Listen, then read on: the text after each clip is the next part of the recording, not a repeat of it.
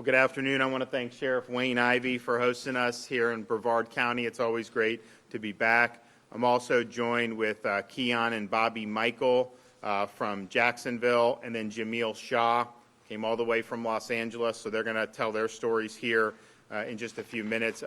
I'll just start by saying, we take public safety very seriously in the state of Florida, and that involves a lot of different components. Obviously, Sheriff Ivey's on the front lines on all of this. We saw potential for unrest last summer around the country. Here in Florida, we were on top of that. We weren't going to let it happen. We obviously believe that when people commit serious offenses, they need to be held accountable. You're not going to see people released, dangerous people released in Florida like you've seen in some of these other states where they get rid of bail and they do all this stuff because public safety matters. One component of that is making sure people who are in the country illegally and committing crimes are held accountable.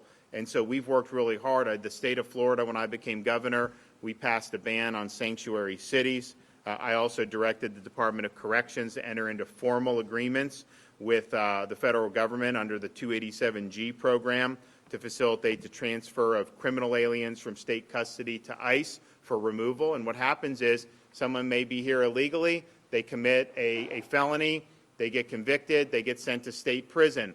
Well, their sentence runs out at some point, and the appropriate thing to do is for the federal authorities to then take custody and then return them to their home country. And we think that had worked very well for my first 2 years as governor. We've also worked with sheriffs like Wayne Ivey to develop the Warrant Service Officer Program so that we could have even stronger partner between federal authorities and our local law enforcement so that when you have criminal aliens in jails, that they can also be taken to federal custody and removed.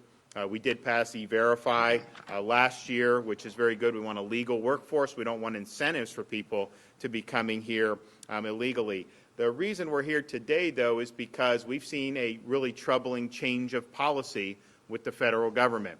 It used to be that when somebody was in our prison system, the federal authorities would have what's called a detainer on them, notifying the state that this is somebody here illegally and was subject to removal. When they came up on their sentence, when it was over, there was a transfer that was effectuated, and then the federal government would work to repatriate the criminal alien to their home country.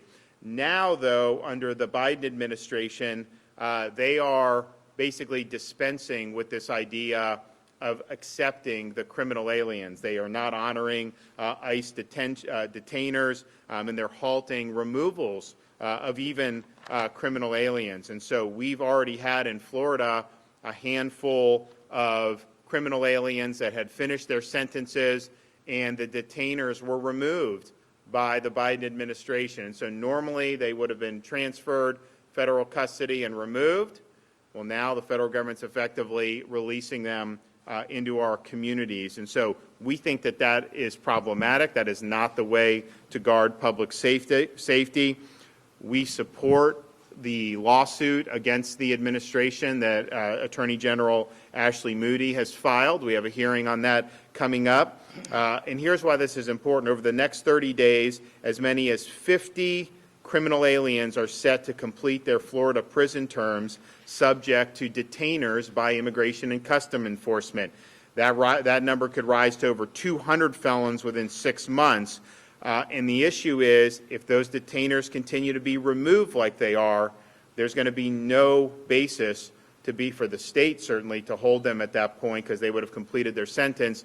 And so it will effectively be the federal government releasing these convicted criminals back into society. And again, these are folks who are not eligible to be in this country. They're here illegally to begin with. And so we want to be in front of it. We want to do all that we can. I'm sending a letter to the Biden administration today asking them to continue the prior policies where you're taking custody of criminal aliens and removing them.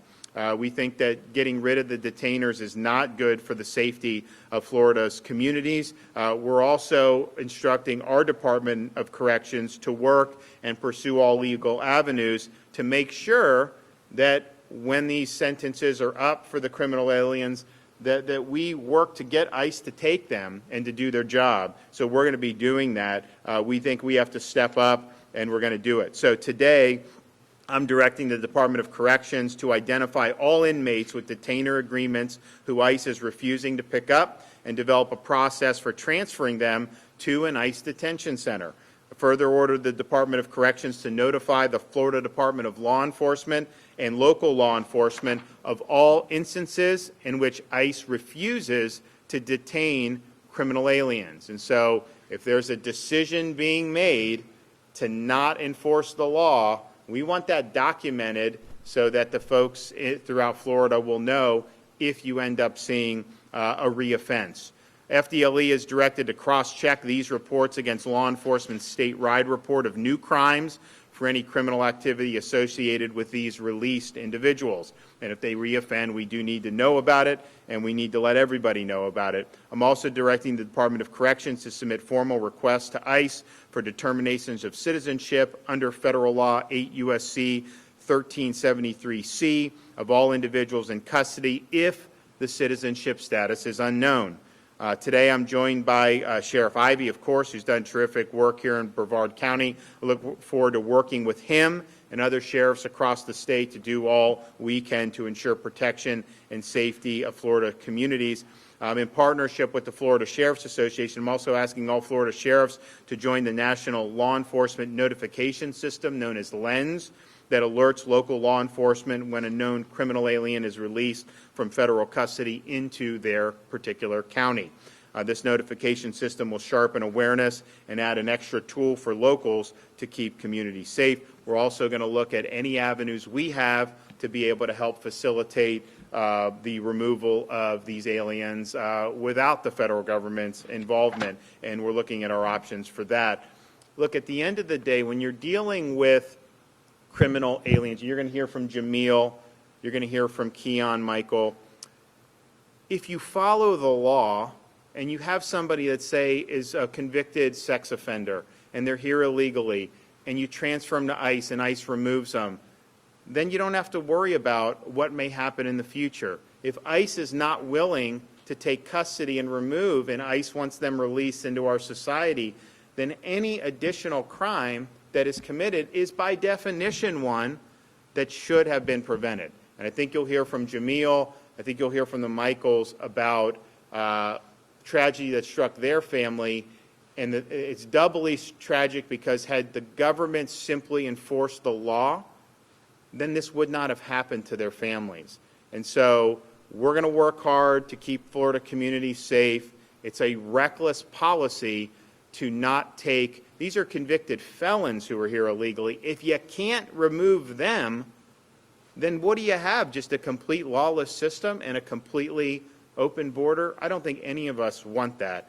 So I'm going to turn it over to Jamil Shaw, and Jamil will tell you his story. Thank you, Governor. Yeah, my name is Jamil Shaw. My son was murdered in March 2nd, 2008. He was murdered by an illegal alien that was in this country, illegally, of course. He was brought into the country at 3 years old, and the whole time he was just really a really bad kid, you know, to be truthful. And March the 2nd, 2008, my son was coming home from the mall, like all our kids do on Sundays, coming home from the mall, and he was murdered by the illegal alien that murdered him already had 3 gun charges, assault with a deadly weapon, and he was in jail the day before he murdered my son with assault with a deadly weapon, using a gun, battery on a peace officer, and resisting arrest. He was only given 8 months in the county jail, and he was released in 4 months.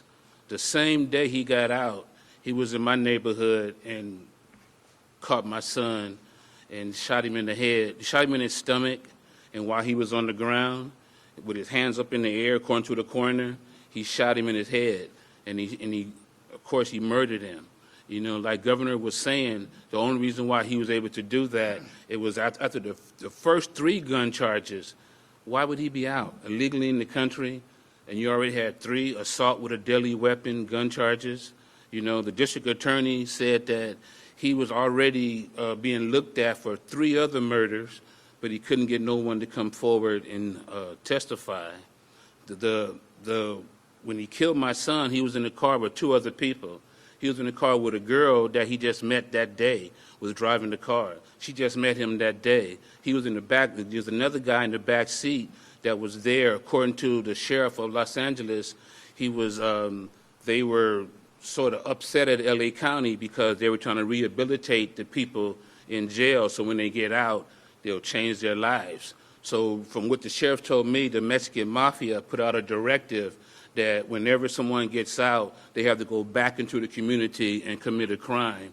That's why he committed the crime the same day. The only reason why he was in my neighborhood is that he was visiting my next-door neighbor's house. And as he left my next-door neighbor's house, he saw my son coming down the street, and he ran right over there to him. He was on the phone with his girlfriend at the time. That's why we know exactly what happened. He ran up to him, and he asked him, "What set are you from?" Of course, he didn't say nothing. He's trying to get home. 3 houses. He was killed on the same street that I lived on since 1970. 3 houses from my house. And I had just called him on the phone. "Hey, man, where are you?" "Right around the corner, Dad. Be there in a couple of minutes." I heard the 2 gunshots. I never heard gunshots before, you know, to hear that crispy. People who know about guns know that crispness of, you can just tell where it's at, and it was obvious that it was outside my house. Called him on the phone, asked him where he was, you know. I already knew he was shot because I had the feeling in my chest. I called him, didn't answer the phone. I went outside down the street. He was laying in the street dead already, you know. And this was done by a guy that had detainers on him in Santa Clara County. He had like 15 felonies while he was in jail. He had put officers on disability because he knew how to get out of his shackles and handcuffs. He had made knives and cut people up. He was doing all that while he was in jail. You know, so what the governor was saying, that is very important, that when these guys get out, you got to get them out of here. You know, like I always tell people, the life you save may be your own, you know, might be your child. You know, we never know from day to day. My son was playing football. He was getting recruited from Rutgers, West Virginia, Texas. Pete Carroll, USC, looked at him. You know, he was 3-time MVP, Player of the Year. He was running track. He ran 100, the 200, both relays, and the long jump. He knew where he was going. He was 17 years old. He knew he had a future, and he was trying to secure it. And to be murdered right on the same street. And then when all this was going on, his mother was on her second tour of duty in Iraq. Can you imagine? His mother called me on the phone from Iraq to ask me, is it true that they're telling her that her son is dead? So you can imagine, you know, the feeling somebody in the military when you don't want nobody come to your house because that's bad. Excuse me. Sometimes it just catches me off guard. You know, just the idea that she was in Iraq and she was telling the story of how the commander called her in there and she was told that her son was dead. And she was telling the story that on the way home from Iraq, everybody was in the airplane coming home, and you can imagine everybody's happy. We made it, you know, we're going home. And she was on the plane crying. Everybody's wondering why. So you could, you know, it's very important that you get them out of here the very first time they commit a crime. You can't feel sorry for them because, like I always say, the life you save may be your own. Thank you.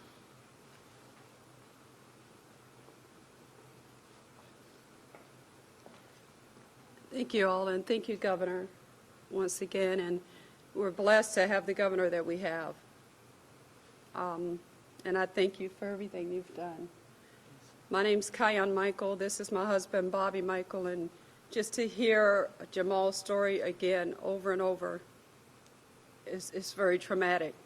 And yet we can relate, sadly, because our son, Brandon Randolph Michael, 21 years old, and we live in Titusville, Florida. So he's on his lunch break going to cash his paycheck, just like every other kid, young man, engaged to be married. He had his whole life ahead of him. When a twice deported illegal crashed into our son. Just weeks prior, he had been stopped by our local law enforcement They found him to be driving without a driver's license, and they just let him go. They released him back into our community. And I don't think there's a day that goes by that I don't think and realize that had they just detained him and just kept him, removed him from our community, our son, our middle child would still be here today. This is something you never get over. Your life is never normal. We have an older son and a younger daughter. We now have our first grandson who is perfect. He's 3 years old, but he'll never know his Uncle Brandon because of someone who was determined to continuously break our laws, come back into our society, back into our community. They'll say Jacksonville is not a border town, but with this administration's rulings that they're doing, every town is a border town. Our son was hit so hard that his car flipped, and the illegal that was driving got out of his car and watched our son die. He watched him struggle to breathe, and as in the case of Jamal, it was not far from where we lived. It was within miles. Because he got out of the car, the illegal got out of the car, and no one was in the car with him, he denied that he was ever driving. So now the state, it forced the state to have to prove he was behind the wheel. So now imagine this. I'm sure most of you all in here are parents. Imagine that you expect your child to come back home. Brendan left, going to work, and I thank God the last words I said to him is, "I love you." I was trying to get him to eat oatmeal. He was, I'm a mom. I was trying to get him to eat something. He's like, "Oh, Mom, I'll just get something from the vending machine." Imagine that you've suddenly lost, unexpectedly, your 21-year-old child that was totally healthy, whole life ahead of him. He decided he was going to be getting married. He wanted to be a veterinarian. They talk about dreamers. He had dreams. Jamal had dreams. Now you've lost him, and now you've got to go through a trial. We have to endure something that's so horrific as to look at the person day after day that took his life, knowing that he was behind that wheel, didn't spare us that, even that as parents. We sat in that courtroom, had to look at him day to day, and of course he was found guilty. It was never who was at fault. It was always they knew that he was at fault. He knew. But he was only given 2 years, released again, moved out of our country. And I can't help but think, Governor, that he's back in our community again. It doesn't help me to sleep at night. Is he back in our nation? Is he back in Florida? Is he back in Jacksonville, where all of the people that he knew? These detainers and ICE is so vital because everybody is in danger. It's not easy for us to relive this story. I'm sure Jamal could say the same thing. We have to relive the death of our child. And they talk about separation of the children. They're separating the children, but real separation is having to go to the cemetery and look at your child. That's the only way you can visit them. He'll never come home. So we get nothing personally. Our children are not coming back. We don't do this for any other reason other than we care. We love our nation. We have a great governor. I can tell you before Governor DeSantis, we wrote letters. We went to D.C. We knocked on doors. No response. This governor that we have has made all the difference in the world, and he's fighting for each one of us. And we can, anytime we can stand by him and support this legislation, this type of legislation, we know that it's possible, that it will save, even if it's one life, if it saves one other mother, one other father from having to endure tragedy, tears, families shattered, children's dreams cut short, their life cut short, then it is worth it. And as we go forward, we're still fighting immigration. We'll still continue to fight because we know that our children are worth it. They deserve for us to fight. And I thank the sheriffs for everything that you are doing. Our ICE agents, we thank you for everything that we met you, Sheriff Ivey, a couple of years ago. And we stand and support you all. Thank you, because you're putting your life on the line. What this administration doesn't realize, this is not a joke. These are human beings. Without borders, we are not a nation. Nations define who we are. It defines our destiny. It protects the people. When we go to bed at night, we lock our doors to protect the people that we love on the inside. This is not about racism as they project it to be. I mean, obviously, we're talking about people coming from 53 different nations that look like everyone in this room. This is about Americans being safe, and we're grateful to you, Governor, for protecting American citizens. You are standing up. You're fighting for our families. We pray for your family every day. We pray for our nation. We pray for our state, and I thank you for what you're doing. Sheriff Ivey? Listen, there's not a lot I can say to add to what was just said by these two amazing families. But I will say this. Myself, other sheriffs from around the country have been standing on the mountaintops yelling and screaming that illegal immigration doesn't stop at the border. It filters into every community in our country. It does. Whether it filters in and impacts our angel families like you just heard, or it impacts us with the increase in drugs, even the draining of resources. Right now, Customs and Border Patrol agents are being taken out of our state and sent out to the border to fight this crisis. And let there be no mistake, this is a crisis. All right, there's some that don't want to label it as a crisis. I can fix that for you. If it's not a crisis, why did we send FEMA in? Because we only send them into a disaster. Here's the reality. You just heard the impact this has. And I want to thank our governor.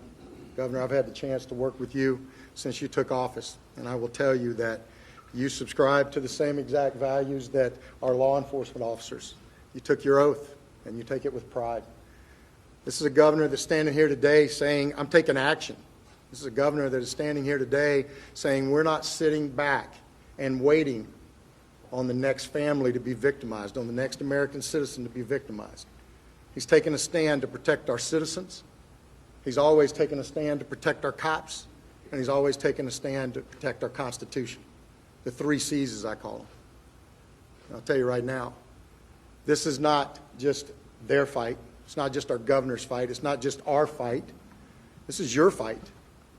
Because as you heard Ms. Michael say, one of you in this room could be the very next family that's impacted by illegal immigration and the detainers being taken off. We have a great relationship with our federal partners. 287G, the warrant program, everything was working just like it was intended to work to make sure that these individuals, when they're arrested, don't have to be arrested again. Think about the resources that are going to go into having to find these people again, or the victims that are going to happen because they've been let back out onto our streets when we had them in our grasp and could get them out of this country.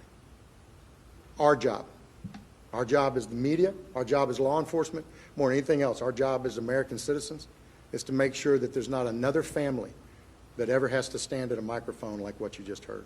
And Governor, again, thank you, sir. It is an honor to work with you, sir. Yes, sir.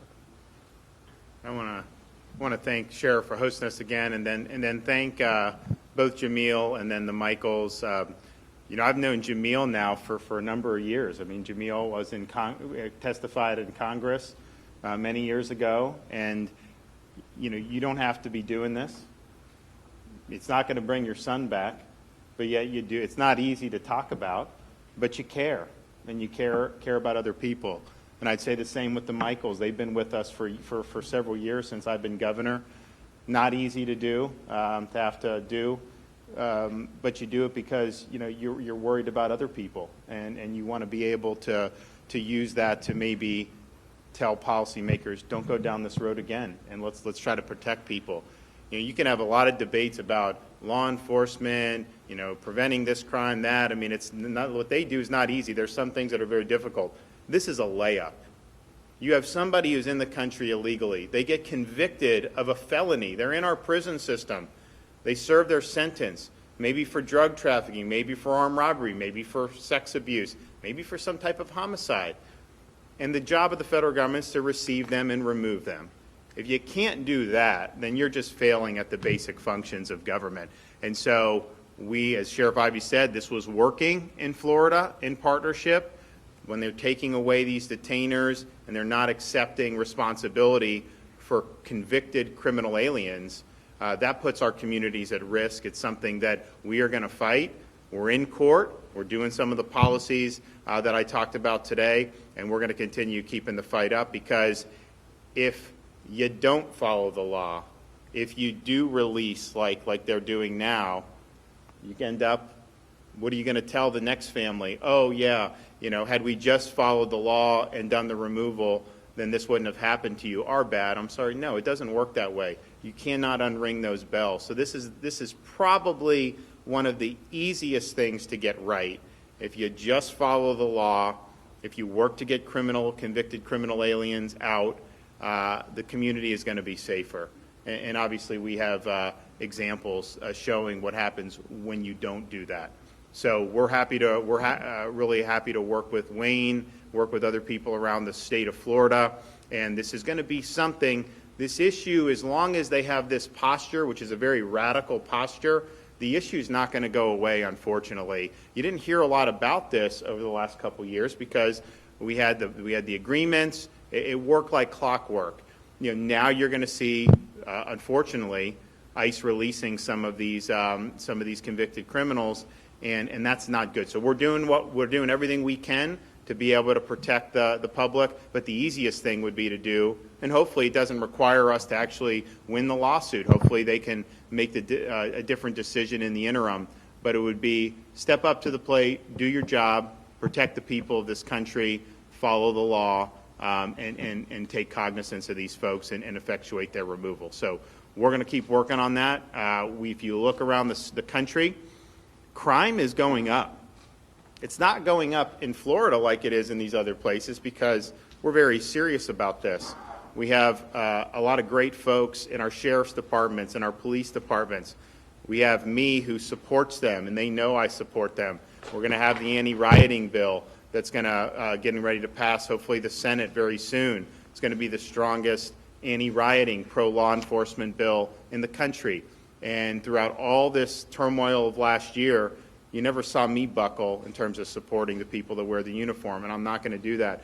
So we've done it better, but you see what's going on, and I think that this is going to only add to it to have some of these reckless policies in terms of the criminal aliens. So let's not let that happen. Let's do everything we can to protect the folks of Florida.